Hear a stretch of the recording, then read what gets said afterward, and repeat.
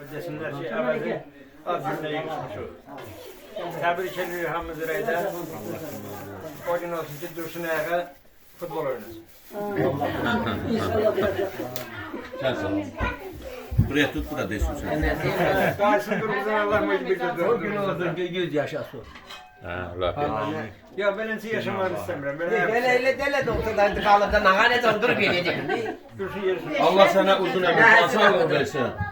Ne kadar canında can var, ye iç kefele. Bu hayatta ebedi hiçbir şey yoktu. Allah sana uzun ömür, can sağlığı, ailende hemşe teyze olsun.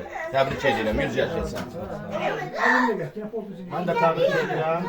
100 yaşında edirsən, o gün olsun, sağlıq olsun. Əsas birincisi can sağlığıdır. Can sağlığı olan yolu, qalan hamısı bu boyda naz neymət hamısı öz yerində tutacaq.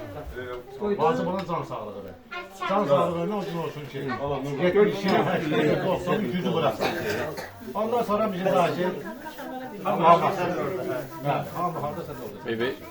Qardaş, mən də təbrik edirəm. Belə uzun ömür, can sağlığı arzulayıram. Balaların toyun görmək arzulayıram, qardaş. Allah nə gün yazıbsa, yaxşı gün eləsin. Balaların toyun görəsən. O gün olsun Tərlanın nişanına, Ruslan nişanına yığılan. Yaxşı günlərinə yığışan. Sədə indi çıxmayan cana ümid çoxdur, uzun ömür, can sağlığı. Təbrik edirəm. Ben de tebrik ederim. Uzun ömür, can sağlığı arzum. Ağrın acın olmasın. Esas o ki ağrın acın olmasın. Tərlan toyun eləsin Uşaqları da inşallah. baş göz eləyəsən Allah qoysun inşallah. Allah hamını sağ eləsin. Yevlanlar hamısı Allah canı sağ eləsin. Belə həmişə üç günümüz belə olsun. Allah Təraniyə də rəhmət eləsin. Qardaşlarına hamısına rəhmət eləsin. Onlar burada olsun, bundan da yaxşı olar. Allah qardaşlarımıza rəhmət eləsin. Bacımıza rəhmət eləsin. Onları da burada olmalıdırlar.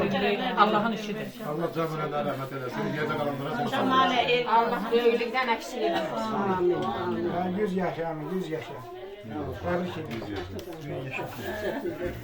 Özümüz də çəkmək. Yaşasın. Allah ömür versin əmi, 100 yaşayasan. Sağ ol əmi oğlu, sağ ol. Allah canı sağ olasın. Dubaranı bir de çek abi. Bahadır.